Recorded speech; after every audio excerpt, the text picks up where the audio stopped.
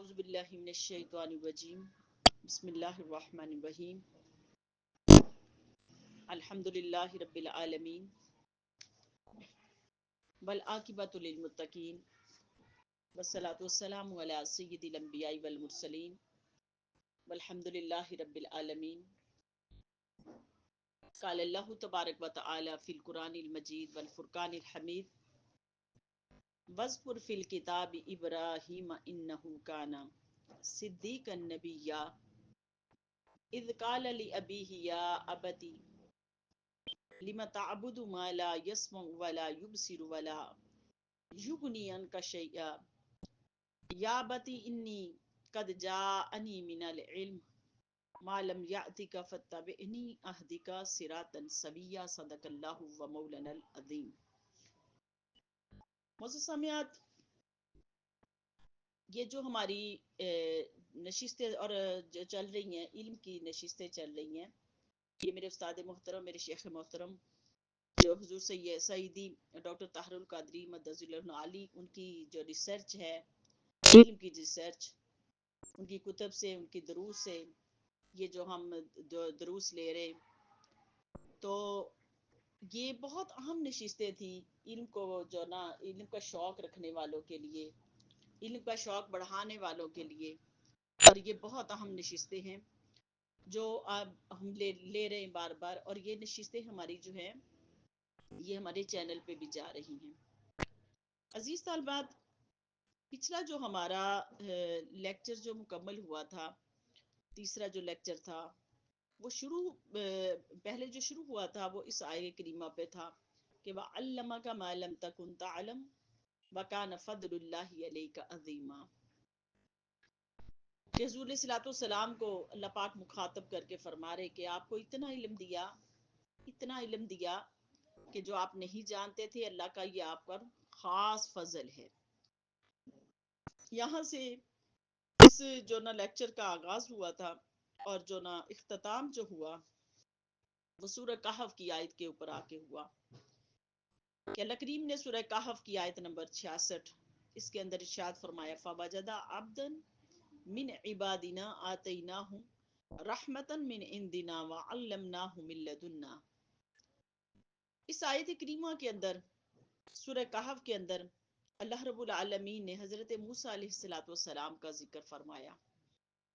انبیاء علیہ الصلوۃ والسلام کا جب ذکر کیا تو ان کا ذکر بھی اللہ پاک نے علم کے ساتھ ہی کیا، علم کے ساتھ کیا۔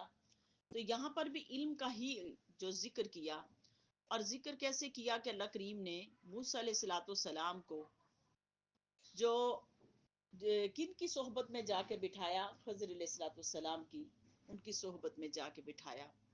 اب گو کہ موسیٰ علیہ الصلوۃ والسلام جو صاحب کتاب وہی جو نا نبی تھے، اور وہی آپ کے اوپر جو نا اللہ پاک نازل فرماتے تھے، لیکن اس کے باوجود رب کائنات نے آپ کو حضرت خضر علیہ الصلوۃ والسلام کے صحبت میں بٹھایا۔ ان کے بارے میں کہا جاتا ہے کہ کچھ مفسرین کہتے ہیں کہ یہ جو نا نبی تھے، اور کچھ کہتے ہیں کہ نہیں، نبی نہیں تھے بلکہ ولی تھے۔ اور اللہ پاک نے کچھ کہتے ہیں جو نبی تھے، تو اللہ پاک نے ان کو علم کیسے دیا تھا؟ علم ان کو جو خضر علیہ الصلوۃ والسلام کا علم الہامی علم تھا، اللہ پاک نے ان کو الہام کے ذریعے علم عطا فرمایا تھا خضر علیہ الصلوۃ والسلام کو۔ تو اس کے اوپر ہمارا اختتام پچھلے لیکچر کا ہوا تھا۔ اب اگلا جو لیکچر ہمارا ہے، یہ جو علم نافع جو ایمان کو ترقی دیتا ہے، اس کے اوپر ہمارا اگلا لیکچر ہے، جو آیہ کریمہ میں نے سورہ مریم کی آپ کے سامنے تلاوت کی، جس میں رب دو جہان نے کلام مجید میں ارشاد فرمایا کہ محبوب دیکھیں، ان کو یاد کروائیں، اس بات کی طرف ان کا دھیان کروائیں، اس بات کی طرف، اس بات کی طرف کہ وہ جو بات انبیاء علیہ الصلوۃ والسلام کو جو اللہ پاک نے جن کا ذکر کیا تھا قرآن مجید کے اندر، وہ بات اپنے امتیوں کو یاد دلوائیں اور سنائیں ان کو۔ اور کیا کہا وَذْكُرْ فِي الْكِتَابِ إِبْرَاهِيمَ إِنَّهُ كَانَ صِدِّيقًا نَبِيًّا، کہ اس کتاب کے اندر اللہ پاک نے ابراہیم علیہ الصلوۃ والسلام کا ذکر کیا، یہ اللہ کے سچے نبی تھے۔ اذ قال لأبیہ یا ابتی لم تعبد، جب ابراہیم علیہ الصلوۃ والسلام نے اپنے چچا آزر کو. اللہ پاک کا قرآن جو ہے اس کی شان ہے کہ قرآن جو چچا کو بھی اب کا لفظ دے رہے ہیں، کیونکہ یہ عربی لغت کے اندر ہے کہ جو چچا ہے اس کو بھی اب، اور تایا جو ہے اس کو بھی اب ہی کہا گیا. تو اس میں ارشاد فرمایا کہ اپنے باپ سے کہنے لگے، یعنی کہ اپنے چچا سے کہنے لگے، یا بتی لم تعبدو، کہ اے میرے باپ کیوں تم اس کی عبادت کرتے ہو. آپ کے چچا جو تھا جو نا تارخ آپ کے والد تھے، ابراہیم علیہ السلام کے جو والد تھے تارخ تھے، لیکن چچا جو تھے آزر تھے. تو ان کا ذکر کیا تو کہا کہ چچا آپ بتوں کی عبادت کیوں کرتے ہو، بتوں کو کیوں پوجتے ہو جو نہ تو دیکھتے ہیں نہ سنتے ہیں نہ دیکھتے ہیں. ولا یغنین کا شیئا، اور نہ کوئی آپ کو فائدہ دے سکتے ہیں. اور دوسرا فرمایا یا بتی، ہے میرے چچا، اے میرے باپ، اتنی قد جاءنی من العلم، میرے پاس اللہ پاک نے مجھے علم دیا، اللہ پاک نے اپنے پاس سے مجھے علم عطا کیا ہے. معلوم یاتی کا، جو اللہ پاک نے آپ کو نہیں دیا. فتبعنی اہدی کا صراطا سویا، اور میری پیروی کیجئے، اور اس جو نا سیدھے راستے، میں تمہیں آپ کو سیدھا راستہ دکھاؤں گا، اس طرح میری پیروی کیجئے کہ میں آپ کو سیدھا راستہ دکھاؤں. اس آیہ کریمہ کے اندر رب کائنات نے ایک تو علم بالوحی کی طرف اشارہ فرمایا کہ انبیاء علیہ الصلوۃ والسلام کو اللہ پاک نے وحی کے ذریعے علم عطا فرمایا. وحی کے جو ذریعے علم عطا فرمایا، جو عام بندے کی شان نہیں ہے وحی کے ذریعے علم لینا. عام بندے کو علم کے ذرائع عام بندے کے اور طرح کے ہیں، لیکن انبیاء علیہ الصلوۃ والسلام کی یہ خصوصی شان ہے کہ اللہ کریم آپ کو جو علم عطا فرماتے ہیں وہ وحی کے ذریعے بھی علم عطا فرماتے ہیں. تو یہ انبیاء علیہ الصلوۃ والسلام کی شان ہے. اور آگے ارشاد فرمایا کہ اے میرے باپ، اللہ پاک نے مجھے وہ علم عطا فرمایا ہے، اس علم کی طرف اشارہ فرمایا کہ جو علم کیا کرتا ہے، ہدایت دیتا ہے. اللہ پاک نے مجھے وہ علم عطا فرمایا ہے.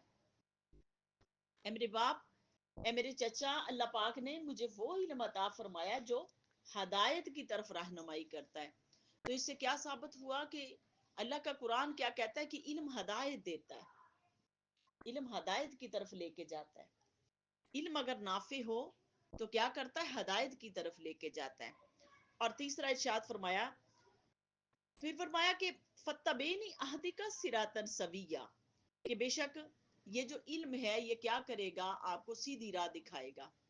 تو جو علم نافع ہو جائے یہ انسان کے اندر ہدایت لے آتا ہے، انسان کو جو نہ رہنمائی کرتا ہے ہدایت کی، سیدھے راستے کی ہی رہنمائی کرتا ہے. اس کو شیطانی راستوں پہ چلنے نہیں دیتا، علم اس کو سیدھے راستے پہ انسان کو لے جاتا ہے. تو اس آیہ کریمہ کے اندر تین چیزوں کو رب کائنات نے واضح فرما دیا.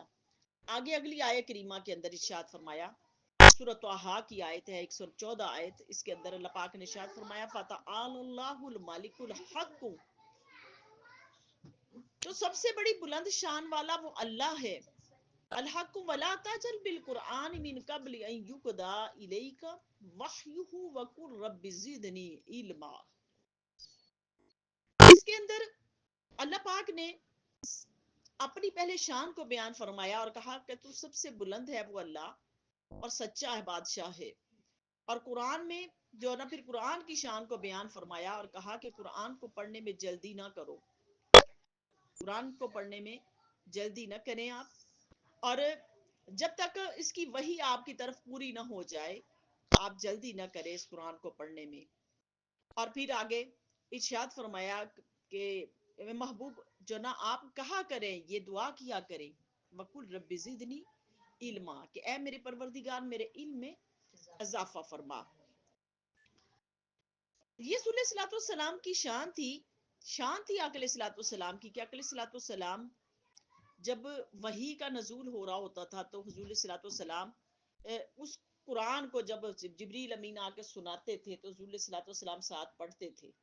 تو اللہ پاک نے فرمایا محبوب نہیں، آپ نے قرآن کو ساتھ ساتھ پڑھنا نہیں، اس کو یاد کروانا میرے ذمہ کرم پر ہے، آپ کے دل پہ، آپ کے قلب پہ، کیونکہ حضور کے قلب پہ اترتا تھا یہ قرآن.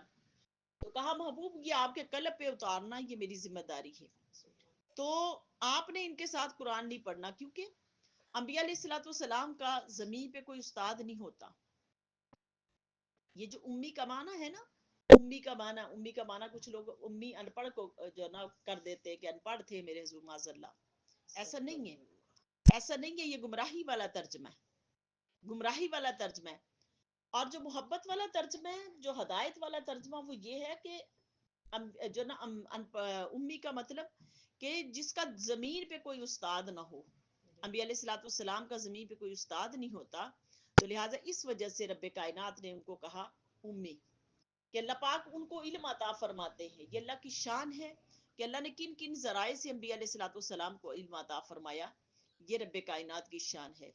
اور پھر سب سے زیادہ جو علم عطا فرمایا وہ حضور علیہ الصلوۃ والسلام کو اللہ پاک نے عطا فرمایا.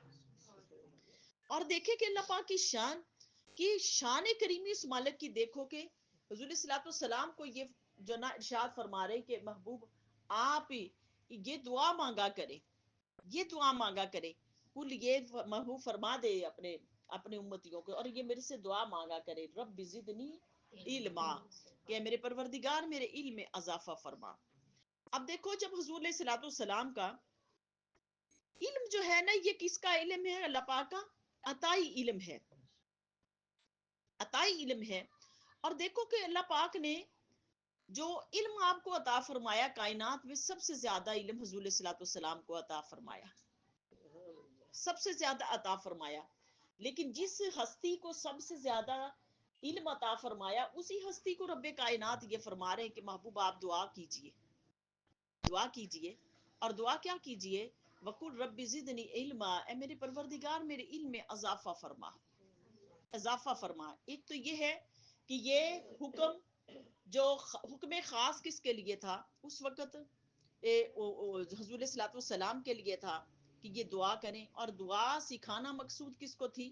امتیوں کو سکھانا مقصود تھی، امتیوں کو سکھانا مقصود تھی. تو یہ حکم عام جو امتیوں کے لیے بھی آ گیا کہ تم ہر لمحہ ہر لہجہ اپنے علم میں اضافہ کے لیے دعا مانگتے رہو اپنے رب کے حضور. کیونکہ حضور تو ان کی شان کریمی تو یہ تھی کہ اللہ رب العالمین نے آپ کو کائنات ارضی میں سب سے زیادہ علم آپ کو عطا فرمایا تھا، عطا فرمایا تھا. اور یہ دعا بھی حضور کی زبان اقدس سے اللہ پاک نے یہ جو جاری فرما دی، اور امتیوں کے لیے بھی کہ آپ دعا کریں اپنے علم کے لیے. اور یہ سکھایا ہمیں کہ آپ علم کی دعا کریں. اب دیکھو کہ اللہ پاک نے یہ ہر نعمت اللہ پاک نے انسان کو دی. انسان کو کتنی اللہ پاک نے نعمتیں دی. سے تو سلامتی انسان جو نا نعمت ہے، سے تو سلامتی انسان کی نعمت ہے. اور پھر جو نا اللہ پاک کی طرف سے انعامات کا مل جانا نعمت ہے، اولاد کا مل جانا نعمت ہے، جو انعامات کا مل جانا نعمت ہے. کتنی نعمتیں رب کائنات نے انسان کو دی، کتنی نعمتیں دی، بے شمار رب کائنات نے نعمتیں دی. کہا کہ اگر تم ان نعمتوں کا جو شکر ادا کرو تو تم شکر ادا نہیں کر سکتے، شکر نہیں ادا کر سکتے. اللہ پاک نے کہا کہ لَإِن شَكَرْتُمْ لَأَزِيدَنَّكُمْ، اگر تم شکر کرو گے تو میں تمہیں زیادہ نعمتیں عطا کروں گا، زیادہ نعمتیں عطا کروں گا. لیکن یہاں پر ارشاد فرمایا کہ یہ نعمت کون سی نعمت ہے؟ یہ نعمت علم کی نعمت ہے، علم کی نعمت ہے. اور یہ نعمت، اس نعمت کے لیے دعا کرو. اس نعمت کے لیے حکم دیا کہ اس نعمت کے اوپر جو شکر تو اپنی جگہ پر بجا لانا ہے، لیکن اس نعمت کے لیے دعا کرو رب کائنات کے حضور. رب کائنات کے حضور دعا کرو اس نعمت کے لیے. اور کیا کہو کہ رب زدنی علما، اے میرے پروردگار میرے علم میں اضافہ فرما. اب حضور علیہ الصلوۃ والسلام دعا کر رہے ہیں، اور دعا کیسے کر رہے ہیں؟ جو کائنات ہستی میں سب سے زیادہ علم والے وہ دعا کر رہے ہیں. اب حضور کی بھی دعا کیسے تھی؟ آپ علیہ الصلوۃ والسلام پر جب سب سے پہلی وحی نازل ہوئی، دیکھو ایک مثال کے طور پہ میں آپ کو ایک مثال آپ کے سامنے رکھتی ہوں. جب بچے کو ہم اسکول کے اندر ایڈمیشن دلواتے ہیں بچے کو، اور اس کی ابتدائی تعلیم ہم شروع کرواتے ہیں، تو جس دن اس کی ابتدائی تعلیم ہوتی ہے اس دن اس کا علم کتنا ہوتا ہے. اور جب وہ اپنی تعلیم مکمل کر چکا ہوتا ہے، جو اپنی ڈگری مکمل کر چکا ہوتا ہے، وہ اپنی ڈگری میں کوئی بھی علم لے لے، کوئی بھی اپنی فیلڈ جو نا اس کو چوز کر لے، جب وہ میٹرک کر جائے، ایف اے کر جائے، ایم اے کر جائے، بی اے کر جائے، ایم اے کر جائے، تو وہ جب اس ڈگری پہ پہنچ جاتا ہے، اتنے جو اس مقام تک پہنچ جاتا ہے، تو اس وقت اس کا علم کتنا ہو جاتا ہے، کتنا علم ہو جاتا ہے. تو وہ پہلے دن کا علم اور پھر آگے جا کے وہ جو اس نے اپنی ڈگری مکمل کی ہے، اس تک اس کا علم کہاں تک پہنچ جاتا ہے، کہاں تک پہنچ جاتا ہے. تو اسی طرح پھر جب اللہ پاک نے حضور صلی اللہ علیہ وسلم کی زبان اطہر سے اس دعا کو منگوایا، تو وہ کیوں منگوایا رب کائنات نے؟ کہ جب پہلی وحی آقا علیہ الصلوۃ والسلام پر نازل ہوئی نا، اقرا بسم ربک الذی خلق، تو اس وقت حضور کا علم کتنا تھا؟ کم تھا. پھر جب والناس تک وحی پہنچی، تو اس وقت علم کا درجہ کہاں تک پہنچ چکا تھا؟ ظاہری طور پر اس وقت علم کا درجہ کہاں تک پہنچ چکا تھا؟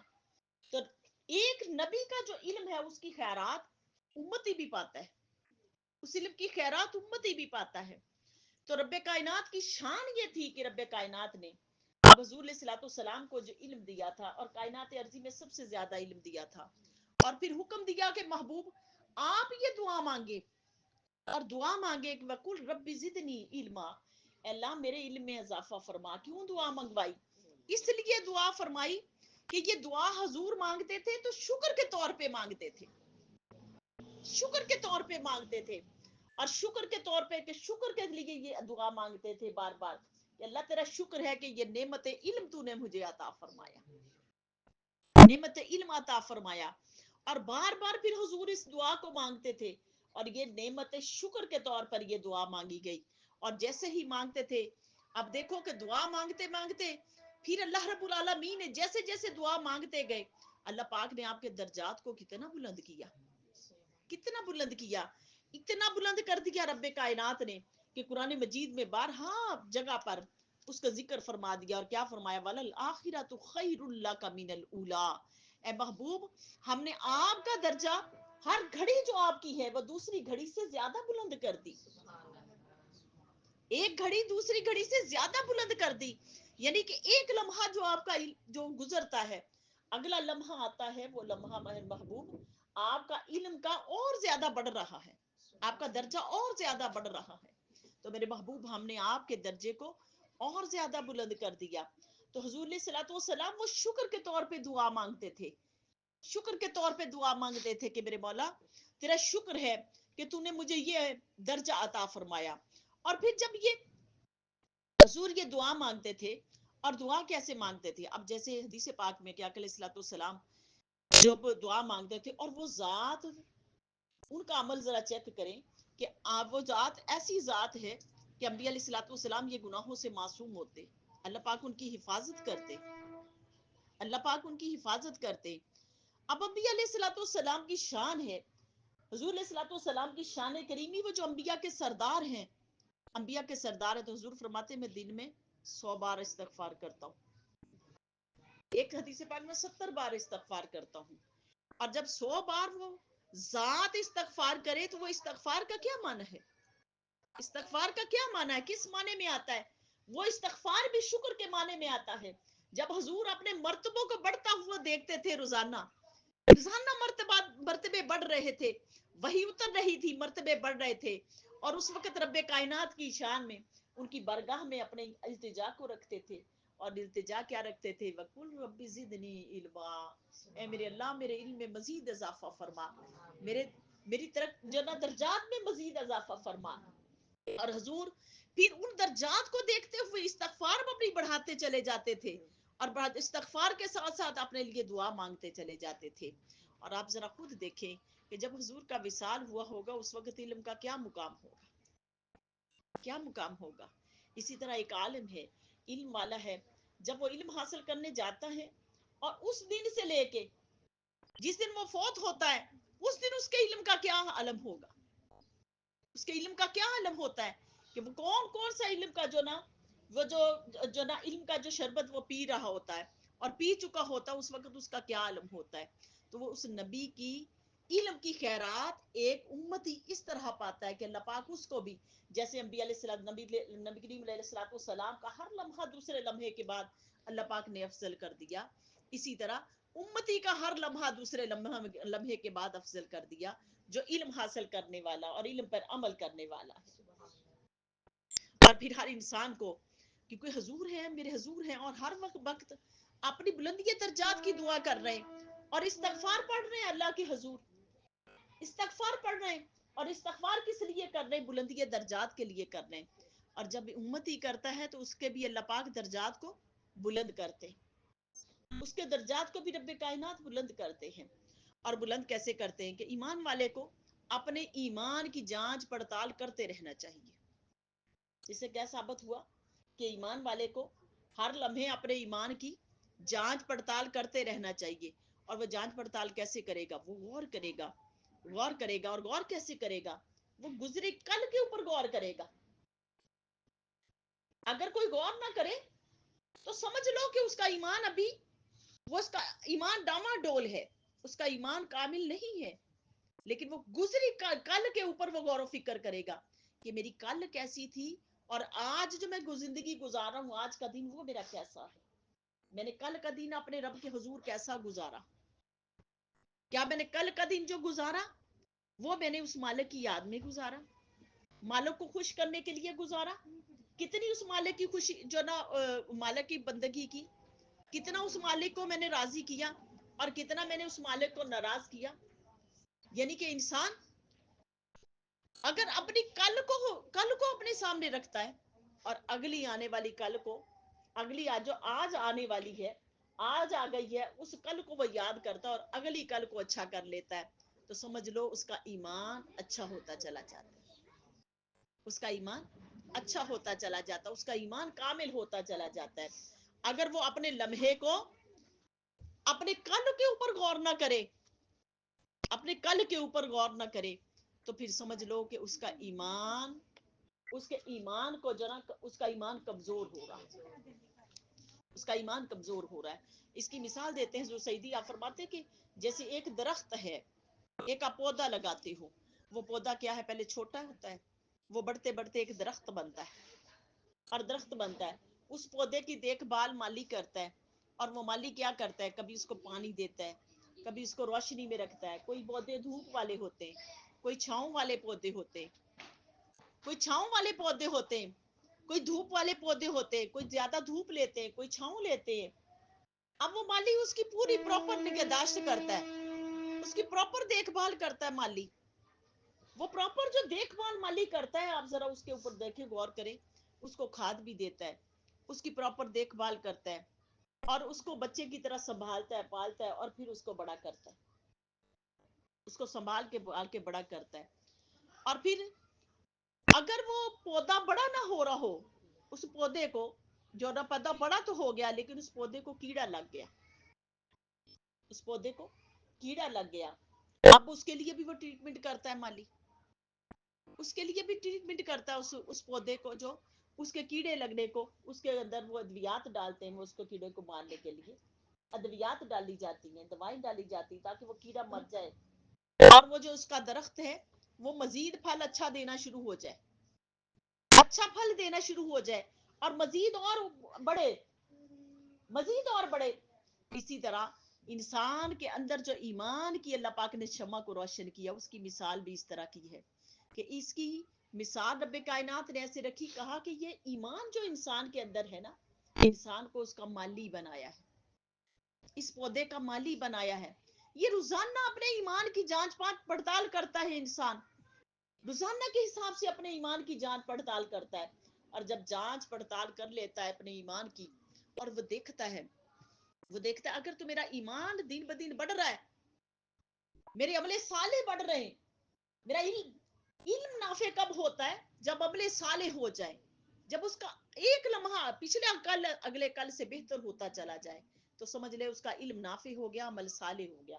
اور آگے اس نے وہ عمل دوسروں کو پہنچانا شروع کر دیا، دوسروں کو پہنچانا شروع کر دیا، تو اس کا عمل صالح ہو گیا، علم نافع ہو گیا. تو اللہ پاک نے فرمایا کہ اگر اس کا ایک لمحہ اگلا دن اس کا بہتر نہ ہو، اس کا علم اس کو فائدہ نہ دے، وہ علم کے اندر تو آ گیا، لیکن دنیا کی رنگینیوں کے اندر بھٹکتا رہا، وہ اپنے معاملات کو سیدھا نہ کر سکا، وہ اپنے معاملات کو سیدھا نہ کر سکا، تو فرمایا کہ ابھی اس کا ایمان کمزور ہے، ایمان اس کا کمزور ہے، ایمان کا پودا کمزور ہے. اس ایمان کا پودا کو کمزور کس چیز نے کیا؟ اب کہا کہ اس اپنے ایمان کی جانچ پڑتال کرے، کہیں اس ایمان کے پودے کو بھی تو اندر سے کیڑا نہیں لگ گیا. اور کیڑا کس چیز کا لگ گیا؟ اس ایمان کے پودے کو جو کیڑا لگ گیا وہ کس کا؟ حسد کا کیڑا لگ گیا، بغض کا لگ گیا، عداوت کا لگ گیا، اخلاقی بیماریوں کا کیڑا لگ گیا. اب اس انسان کو اس بات پہ غور کرنا چاہیے کہ یہ کیڑا اس کو کہاں تک لے کے جاتا ہے. اس کو اپنے اس کیڑے کو ختم کرنا ہے، حسد کے کیڑے کو ختم کرنا ہے، اس کا علاج کرنا ہے، بغض کا علاج کرنا ہے، عداوت کا علاج کرنا ہے. ان ساری چیزوں کا علاج کرنا، تدارک کرنا ہے. اس کا تدارک کر کے پھر اس نے کیا کرنا؟ اپنے ایمان کو کامل کرنا ہے، ایمان کو کامل کرنا ہے. اور جب اس نے اپنے ایمان کو کامل کر لیا، پھر اس کا عمل کیا ہو گیا؟ علم اس کا جو نا عمل اس کا صالح ہو گیا. اور پھر اس کا جب اس نے وہ عمل آگے پہنچانا شروع کر دیا تو پھر اس کا علم نافع ہو گیا، اس کا علم جو نافع ہو گیا. تو اسی لیے پھر حضور علیہ الصلوۃ والسلام کے لیے ارشاد فرمایا کہ میرے محبوب وَلَلْآخِرَةُ خَيْرٌ لَكَ مِنَ الْأُولَىٰ، کہ میرے محبوب آپ کا ایک لمحہ دوسرے لمحے سے زیادہ بہتر ہوتا چلا جا رہا ہے، بہتر ہے. اور پھر ارشاد فرمایا کہ میرے محبوب آپ کی شان یہ ہے کہ مَا كَذَبَ الْفُؤَادُ مَا رَأَىٰ، یہ شان حضور کی بیان کی کہ جو معراج پہ بلایا تو پھر حضور کی شان کو قرآن کے اندر بیان فرمایا. تو دیکھو حضور علیہ الصلوۃ والسلام کی شان کو اللہ پاک نے کیسے قرآن مجید کے اندر علم کے ساتھ بیان فرمایا. اس کے ساتھ امتیوں، اگر تم نے اپنے میرے محبوب کے علم سے علم کی خیرات لینی ہے تو کس طرح لینی ہے؟ اپنے ایمان کی جانچ پڑتال کر کے علم کی خیرات لینی ہے.